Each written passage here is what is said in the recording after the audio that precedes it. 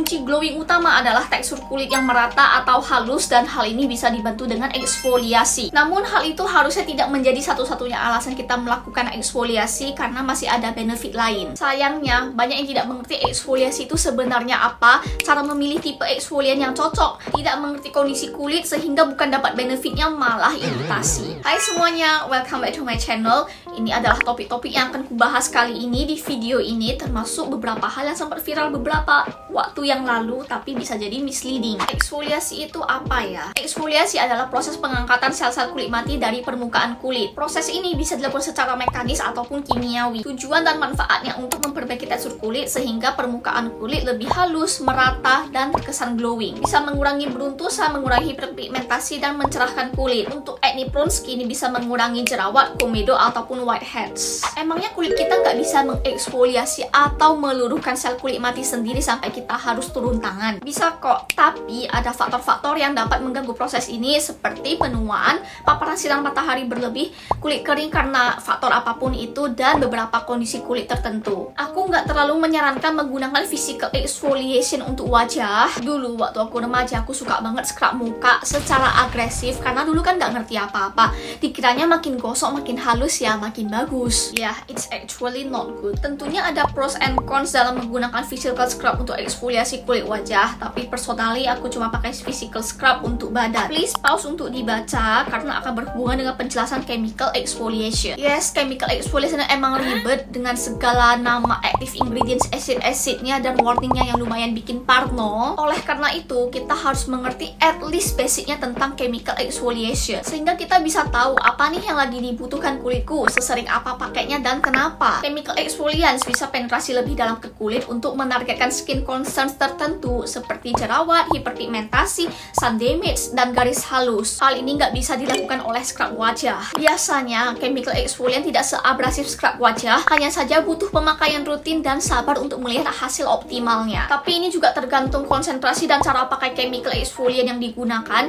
yang akan kita bahas nanti beserta contoh produknya. Penggunaan chemical exfoliant yang rutin memberikan hasil yang lebih permanen dan long term, terutama dalam hal tekstur dan glowingnya. Kalian bisa pause untuk baca pros and cons dari chemical exfoliant sebelum aku jelasin tentang jenis-jenisnya, cara pakai, purging, pemilihan produk, do's and don'ts, dan sedikit drama TikTok tentang chemical exfoliants ini. Beberapa chemical exfoliants yang umum ada AHA, yaitu alpha hydroxy acid, contohnya seperti glycolic acid, mandelic acid, dan lactic acid. AHA ini water soluble, artinya dapat menembus lapisan luar kulit secara efektif. Cocok untuk mengatasi masalah kulit seperti garis halus, kerutan, dan warna kulit yang tidak merata. Kemudian ada BHA, yaitu beta hydroxy acid, contohnya adalah salicylic acid yang sering kita dengar. BHA oil soluble sehingga dapat menembus lebih dalam ke pori-pori. Karena itu membuatnya ideal untuk mengatasi jerawat, kulit berminyak, dan pori-pori tersumbat. Sedangkan PHA, yaitu polyhydroxy acid, contohnya lactobionic acid dan gluconolactone, memiliki struktur molekul yang lebih besar dibandingkan AHA dan BHA sehingga penetrasi ke kulitnya itu tidak bisa terlalu dalam. PHA memberikan eksfoliasi lembut yang tidak terlalu mengiritasi jika dibanding AHA dan BHA sehingga cocok untuk kulit sensitif. Nah, ada juga chemical exfoliant dari buah-buahan, tentunya lebih gentle dan cocok untuk kulit sensitif, sering juga diikut sertakan dalam formulasi produk. Beberapa yang umum digunakan ada yang berasal dari pepaya, nanas, kiwi, dan apel. Purging adalah proses pembersihan atau detoksifikasi kulit yang didorong oleh pemakaian skincare dengan kandungan bahan aktif tertentu dalam bentuk jerawat atau breakout. Apa saja bahan aktif tertentunya? AHA, BHA, azelaic acid, benzoyl peroxide, dan retinoids. Di luar dari ini, kalau pakai produknya jerawatan, misalnya vitamin C,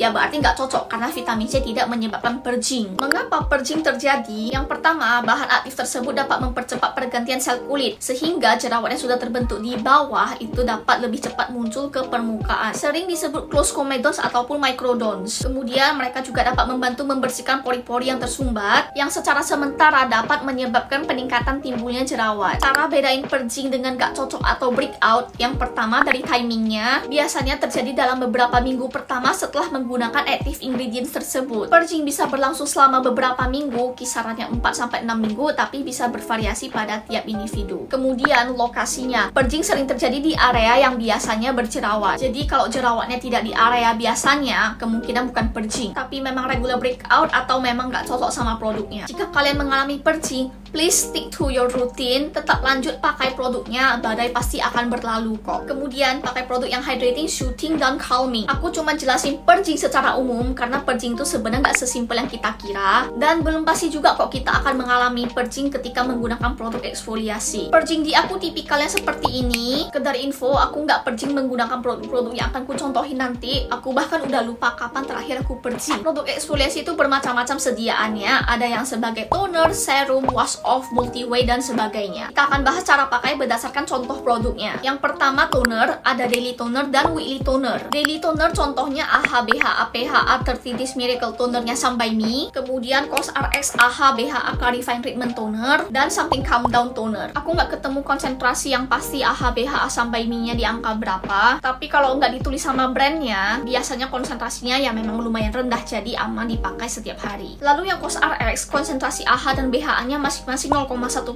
ya, sangat rendah, bisa dipakai tiap hari, dan aku juga pernah pakai ini. Recommended buat pemula yang parnoan. Ada juga Calm Down Toner, mengandung 3% PHA, cocok untuk yang kulitnya sensitif tapi mau eksfoliasi. Kemudian weekly toner, contohnya Avoskin Miraculous Refining Toner, udah lebih tinggi konsentrasinya. Kalau kalian ada yang bingung, niacinamide di sini bisa digabung dengan yang AHA BHA, itu udah urusan formulatornya karena mereka pasti udah uji ini itu. Contoh lain ada LC Skin Exfoliate Solution. Dari info yang ku dapat, terdiri dari 9% AHA solution yang di dalamnya ada 4% mandelic acid. Ini adalah AHA yang paling gentle jika dibandingkan dengan lactic dan glycolic acid karena ukuran molekulnya yang gede. Jadi penetrasi ke dalam kulit gak bisa terlalu dalam. Kemudian ada lactic acid dan glycolic acid, sayangnya nggak dikasih tahu sih persentasenya berapa. Yang ini harus dikocok dulu sebelum digunakan. Lalu ada 1% salicylic acid dan mengandung enzim papain kompleks, enzim dari buah-buahan yang sempat kita bahas tadi. Pakainya bisa 1-3 kali seminggu di malam hari, jangan di siang-siang hari ya. Cara pakai tonernya yaitu seperti biasanya setelah cuci muka. Kalau mau aman, pakai hydrating toner dulu baru pakai exfoliating toner. Fungsinya untuk menyeimbangkan pH kulit, mempersiapkan kulit sebelum menggunakan exfoliating toner, dan mencegah iritasi. Hal ini recommended untuk semua jenis kulit, terutama yang kulitnya sensitif. Tapi jika tipe kulit kalian oily atau acne prone dan merasa lebih efektif menggunakan exfoliating toner dulu baru hydrating toner,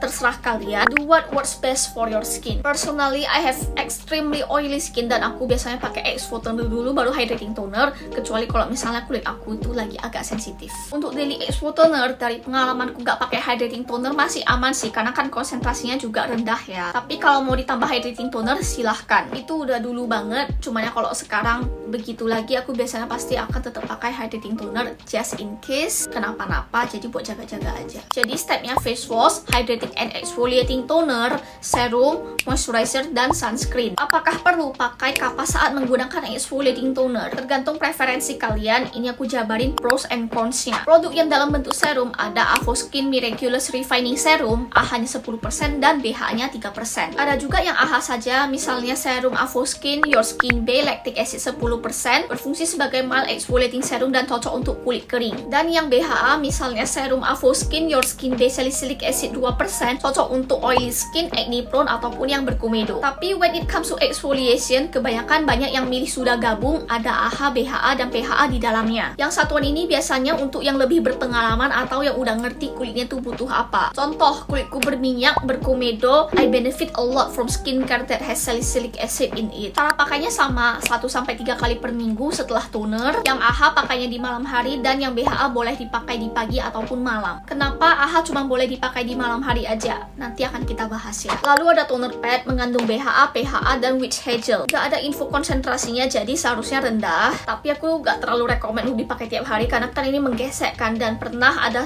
waktu 1 minggu itu aku merasa kulitku tuh jadi agak kering. Jadi tergantung kebijaksanaan sendiri aja mau dipakai sesering apa. Personally aku pakai ini 2 hari sekali dan di malam hari. Cara pakainya setelah face wash, ambil toner padnya dan usapkan sisi yang lebih bertekstur ke wajah dan leher. Kemudian gunakan sisi sebaliknya yang halus untuk mengangkat sisa kotoran. Dan bisa lanjut step skincare selanjutnya seperti biasa. Kemudian ada multi-way exfoliator, contohnya for skin safe glycolic acid gel 10%, bisa digunakan sebagai toner, wash off, ataupun serum. Namanya deep exfoliator karena glycolic acid memiliki molekul terkecil di antara semua AHA. Oleh karena itu bisa penetrasi lebih dalam ke kulit dan bisa membantu mengurangi penampakan garis halus atau keriput, alias ada fungsi anti-aging juga. Konsentrasinya 10% termasuk medium to high, tidak direkomendasikan untuk yang kulitnya sensitif ataupun pemula yang parnoan. Tapi kalau kalian punya skin goals berikut, yes, this is for you. Pakainya 1-2 kali saja per minggu, hanya di malam hari, secukupnya saja. Yang penting kena, jangan terlalu tebal. Lalu ada peeling gel, contohnya dari Scarlett Peeling So Good, gak ada informasi konsentrasi zat aktifnya. Pakainya seminggu 1-2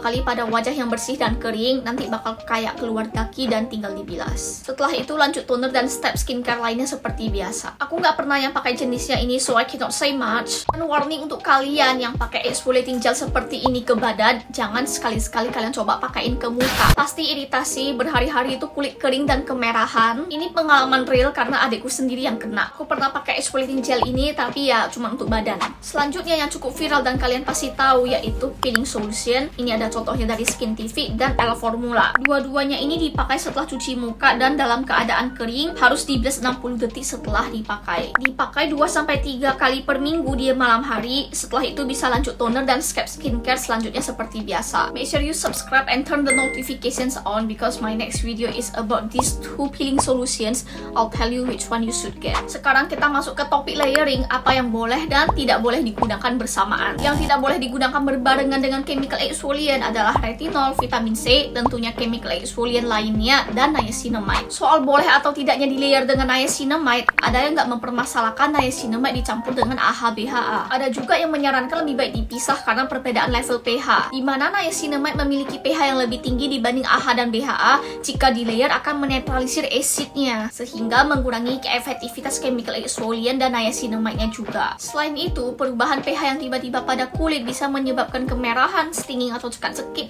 dan kekeringan terutama yang kulitnya sensitif. Jadi kita cari aman aja, nggak usah di layer. Kita bisa pakai ingredients tersebut di lain waktu, yang penting terpisah. Active ingredients yang boleh digunakan bersamaan yaitu hyaluronic acid, panthenol, cica, bakuchiol, peptide, dan ceramide, baik itu serum ataupun moisturizer. Personally aku suka pakai berbarengan dengan moisturizer yang calming seperti Something Calm Down, Matcha Glow Dream Mask-nya Door Skin, atau moisturizer untuk skin barrier seperti Ceradan. Nah, untuk do's and don'ts juga harus diperhatikan. Do's yang pertama, harus pakai sunscreen di siang hari, terutama keesokan harinya. Karena chemical exfoliant dapat meningkatkan sensitivitas kulit terhadap sinar matahari, terutama golongan AHA, sehingga kulit jadi mudah terbakar, and we do not want that. BHA atau salicylic acid tidak meningkatkan sensitivitas kulit terhadap sinar matahari, jadi boleh dipakai di pagi hari. Dan personally aku juga sering pakai di pagi hari. Meskipun ada artikel yang bilang bahwa BHA juga ikutan membuat kulit lebih sensitif terhadap sinar matahari, tapi aku sudah cross-check ke sumber terpercaya. No, they do not make skin more sensitive to the sun. But still, mau pakai chemical exfoliant atau enggak, pakai sunscreen di siang hari itu sudah wajib. Yang kedua, test dan tunggu 24 jam untuk hasilnya. Start slow, adaptasi dengan frekuensi pemakaian produk, dan mulai dari konsentrasi terendah. Yang ketiga, hindari pengaplikasian dekat area mata, tepi hidung, dan mulut, kecuali kalian yakin nggak bakal kenapa-napa karena kulit area tersebut lebih rentan mengalami iritasi. Misalnya kamu pemula, pilihlah daily toner tapi hitungannya lebih boros. Alternatif yang lebih hemat bisa pakai weekly toner,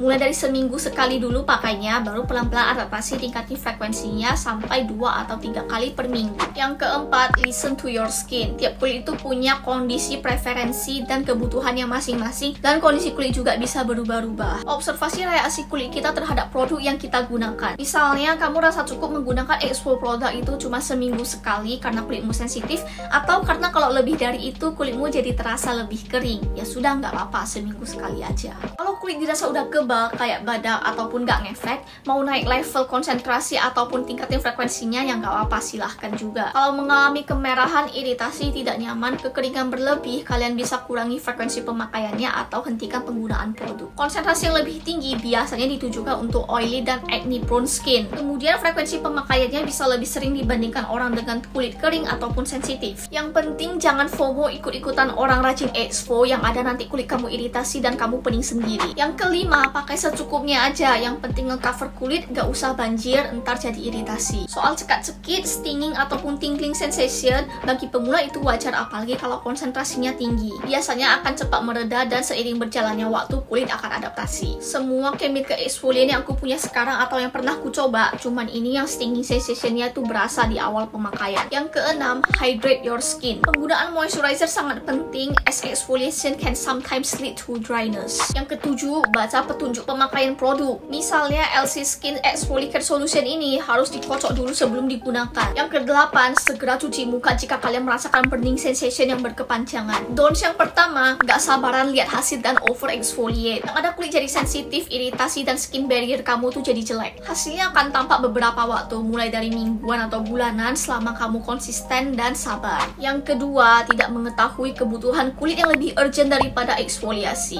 Misalnya kulit kalian lagi sensitif, urusin dulu skin barriernya, pakai skincare basic dulu, kalau udah oke baru cobain exfol. Yang ketiga, overestimasi toleransi kulit. Konsentrasi yang lebih tinggi, durasi yang dibiarin lebih lama pada saat menggunakan peeling solution tidak berarti lebih baik dan efektif. Yang keempat, don't use on damaged skin. Kulit kamu sudah iritasi, meradang atau luka terbuka, please jangan eksfoliasi dulu. Yang kita bahas sekarang adalah chemical exfoliant rumahan yang tersedia over the counter, bukan chemical peeling di klinik dengan konsentrasi tinggi dan di bawah pengawasan profesional. Beberapa produk eksfoliasi tidak disarankan untuk ibu hamil dan menyusui. You better consult your doctor. Chemical exfoliant ini, terutama yang multi-way dan weekly toner, sebenarnya bisa dipakai di area tubuh lain, tapi akan kita bahas di lain waktu jika memungkinkan. Yang kali ini biar untuk wajah aja. Di lain waktu jika memungkinkan, aku akan bahas lebih detail tentang masing-masing jenis chemical exfoliant ini. Misalnya, meskipun sama-sama AHA, tapi glycolic acid lebih unggul dalam mengatasi garis halus dibandingkan mandelic acid, bisa mengatasi ingrown hair dan sebagainya. Video ini termasuk salah satu video yang paling time consuming yang pernah aku buat, dan kalau kalian masih nonton sampai sekarang, please like this video and subscribe to my channel. It would mean the world to me. Harapannya setelah kalian nonton video ini jadi lebih pede dan tahu produk eksfoliasi mana yang kalian pilih dan kenapa for your specific skin type and concern. You can always go back to this video and jump to the topic yang ada di timestamp.